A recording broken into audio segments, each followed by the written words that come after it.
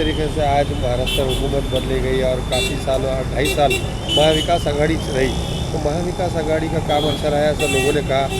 पर जैसा आखिरी दिन था तो उस दिन जो है, जो कई सालों से जो उस पर उन्होंने नामांकन करने की कोशिश करते थे, वो आज पूरा करके गए, तो इस पर आपका क्या राय है? तो नया काम नहीं कर रही है। जो एनसीपी ने शिवसेना और महाविकास आघाड़ी जो थी, ये बीजेपी वाला स्टाइल ही काम जारी था इनका पूरा का पूरा। और ये तीनों एक दूसरे के साथ में मिलकर तीनों एक दूसरे का मजाक उड़ा रहे थे और इसमें बेचारी बेवकूफ़ जनता बन रही थी और जनता का इन्होंने खूब छल कपट किया, खूब मजाक बनाया। ये सरकार अवाम के साथ में खेल खेल रही है। और नामांतरण की जो बात है, ये कोई अब सब लोग देख रहे हैं ये चीज़ों को और अनुभव भी आ रहा है, देख भी रहे हैं। लेकिन अब ये लोग तो करने वाले हैं, ये सभी को जग जाहिर बात थी, ये होना है, ये तय था। लेकिन कब होगा और कैसे होगा, ये कोई टाइम इसका बॉन्डिंग नहीं था। लेकिन अब ये ऐसे वक्त में जाते जाते अचानक ये करके जाना, तो इससे लोगों के दिलों के अंदर नाराज़गी। मसले आते तो ये खामोश क्यों रहते? जब कौम और मिल्लत की बात आती है, तो देखिए सीधी सी बात है, जिन लोगों का पेट राजकारण पर चलता है, जिन लोगों को लगता है कि अल्लाह रिस्क देने वाला नहीं है, रिस्क देने वाले इनके नेता हैं, इनका घर इनके नेता चला रहे हैं, वो लोगों को कोई असर नहीं पड़ने वाला है। आप हुजूर सल्लल्लाहु अलैहि वसल्लम की शान में बेहुरमती के बारे में ताल्लुक़ से जब बात होती है, तो इनके ऊपर चमड़ी पे से मूंगी भी जो है तो गई, तो इनको असर नहीं पड़ता। लेकिन जैसे ही राहुल गांधी के ऊपर ईडी की चौकसी होती है, तो ये लोग रास्तों पर आ जाते हैं। बड़ा के बड़ा शायर वो इमरान प्रतापगढ़ी, क्या नाम है उसका, वो तो इतना जलील ख़ार हो चुका है कि बड़ी बड़ी बातें करता था, मदरसों की बात करता था, नमाज़ों की बात करता था, यानी शायरी से दीनदारी की बात करता था। और आज क्या हुआ? जब नामांतरण की बात हो रही है और हुज़ूर सल्लल्लाहु अलैहि वसल्लम की शान में गुस्ताखी हो रही है, कहाँ है वो इमरान प्रतापगढ़ी जिसको नांदेड़ वालों ने बहुत सर पर बिठाया था? कहाँ है वो? जब चुनाव आते हैं तो उसको लेकर आते हैं, उसको लाने वाले आज कहाँ हैं रास्तों पर?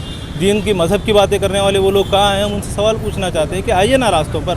उनका यही है, तो फिर इनके ईमान के तो हम तो सवाल नहीं उठा सकते, लेकिन फिर भी ये लोगों ने अपने ईमान का ये जायज़ा लेना चाहिए, ज़रूरत है। और इन नेताओं से इनको खुले तौर पर कहना चाहते हैं, आम नागरिक के तौर पर कहना चाहता हूँ कि जब कभी भी देखिए, आज ये जो गठबाजी हो रही है, शिंदे गठ अलग हुआ तो इन्होंने खुले तौर पर कहा, और जब भी उद्धव ठाकरे मीडिया पर आते हैं तो खुले तौर पे कहते हैं कि हिंदुत्व का मुद्दा तो हम कभी छोड़ने वाले नहीं है। शिंदे कह रहा है कि हम हिंदुत्व के मुद्दे को छोड़ नहीं सकते। हम सरकार को रनिंग आमदार रहने के बाद में सरकार को लात मारी और अपने बातों को मनवाया।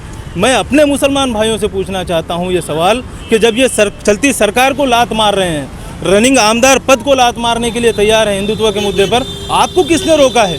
उनको करने दीजिए, उनको कौन सा मुद्दा हिंदुत्व करना है, कौन सा उनको नामांतरण करना है, करने दीजिए। आप क्या कर रहे हो? सवाल ये है कि पैरेलल आप कुछ तो कीजिए ना, आप कुछ तो कीजिए।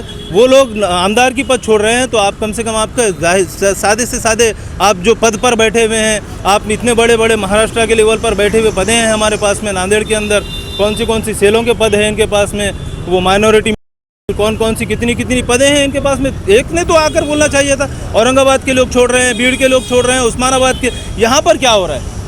ये नगर सेवकों से भी सवाल है। अगर आपके दिलों के अंदर थोड़ी सी भी मोहब्बत होगी ना, इस्लाम के ताल्लुक से थोड़ा सा भी दर्द होगा ना, तो आप लोग रास्तों पर आकर बोलेंगे। कम से कम इतनी तो हिम्मत दिखाइए कि अशोक चौहान से सवाल कीजिए, डीपी सावंत से सवाल कीजिए, अमर राजूरकर से। अशोक चौहान का तो इतना नाज़िम हरकत वो सामने आई, खुले तौर पे उनसे मीडिया के अंदर पूछा जा रहा है कि जब नामांतरण की बात हो रही थी तो अशोक चौहान साहब आप हॉल के अंदर नहीं थे। 3 मरतबा अशोक चौहान कह रहे हैं कि मैं उसी हॉल के अंदर था, मैं उसी हॉल के अंदर था। यानी कि ये हिंदू वोट को नज़दीक करने के लिए मुसलमानों को इतनी बेकार तरीके से लात मारेंगे। लेकिन ये जो हमारे 24-25 जो नेता हैं, ये इनके ऊपर पूरा समाज टिका हुआ नहीं है। ये इन 24-25 नेताओं को समझना चाहिए। अल्हम्दुलिल्लाह, मैं जो है ये सारे जो लोग राजीनामा दे रहे, इनके तायद में हूँ मैं, क्योंकि तो जाहिर बात है हम मुसलमान हैं और जो है सब लोग जो है नाराज़ है, सारे मुस्लिम्स जो है इस काम में। क्योंकि तो पिछले कई 100 सालों से जो है औरंगज़ेब रहमतुल्लाह अलैह के बुनियाद पे जो है ये नाम रखा गया था, उस्मानाबाद को जो है उस्मानाबाद नाम रखा गया था। तो इनके पीछे जो इतिहास है, हिस्ट्री जो है, वो असल में जो है गलत हिस्ट्री जो है लोगों के सामने पढ़ाई गई। औरंगज़ेब रहमतुल्लाह अलैह एक आलमगीर बादशाह थे, एक नेक बादशाह थे, नेक इंसान थे, और जो है उन्होंने अपनी कमाई से पाई के जो है अपनी ज़िंदगी गुजारी, इतनी बड़े बादशाह रहने के बावजूद भी। फिर भी जो है उनका गलत हिस्ट्री जो है लोगों के सामने आने की वजह से लोगों के दिलों में उनकी इमेज जो है गलत है। वो पहले इमेज को साफ़ करना होगा। वो इमेज को अगर साफ़ होंगे तो ये नाम के लिए जो है हम जैसा आज विरोध कर रहे हैं, वैसा गैर मुस्लिम लोग भी, हिंदू लोग भी, ईसाई लोग भी इस नाम का बदलने का विरोध करेंगे। जब तक इतिहास सामने नहीं आएगा तब तक ये नहीं होगा। अभी पूरे देश में यही नामों बदलने की सियासत चालू है, उत्तर प्रदेश से लेके तो केरला तक की। ऐसे इससे पहले पहली बार नहीं हुआ, इससे पहले भी कहीं हुआ। कुलाबा से जो है रायगढ़ हो गया नाम, मोमिनाबाद का नाम अंबाजोगाई हो गया, और जो है तुम्हारे इलाहाबाद का नाम जो है प्रयागराज हो गया। ऐसे कई नामों की जो है हम बता सकते हैं। आज जो है पूरे मुग़लों की यहाँ पे 700 साल की हुकूमत थी, पूरे इंडिया में जो है 702 नाम मुग़लों के बादशाहों के नाम पर रखे चुके हैं। ज़हीराबाद है, नसीराबाद है, हैदराबाद है, बहुत सारी चीज़ें। इसलिए जो है हम तमाम अल्पसंख्यक समुदाय से, तमाम मुस्लिम समुदाय से जो है हम इस बात की ज़ाहिर निषेध करते।